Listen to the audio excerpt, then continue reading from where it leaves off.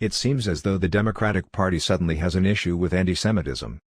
Freshman Congresswoman Ilhan Omar has been in hot water for her entire short tenure in Congress for her anti-Semitic statements in public and on social media. But her comments are nothing new. For a few years, the Democratic Party and their far-left progressive members have been slowly turning against the state of Israel. So why is this happening?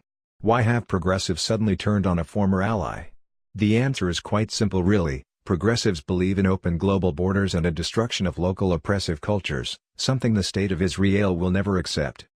As we've already seen throughout Europe, the invasion of refugees via progressive open border policies have wreaked havoc on European culture in a very short period of time. Governments in countries like France and Germany are facing a backlash from their citizens due to the flood of immigration into their countries and the deleterious effect it has had on their local culture and heritage. There is no doubt that progressives have sided with the globalist agenda, and a big part of that agenda is open borders and mass migration.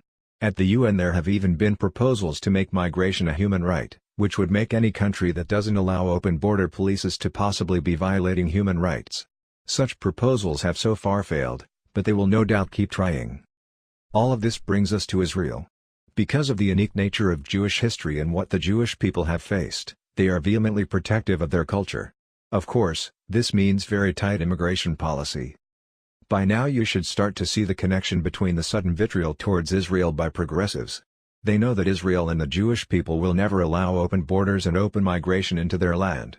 And this is seen as a huge obstacle to the progressive and globalist agenda. But it's more than just tweets.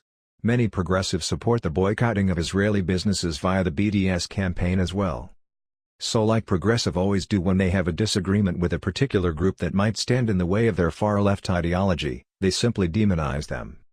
Progressives have started to demonize Israel and the Jewish people. Progressive globalists see Israel as an ideological enemy.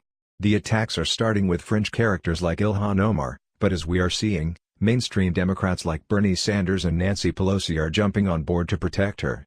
And by protecting her, they are tacitly endorsing her underlying beliefs and signaling that this is the direction the whole party is headed. So don't be fooled by this latest shift among progressives against Israel. As always, they are trying to demonizing anyone who may stand in the way of their destructive globalist policies.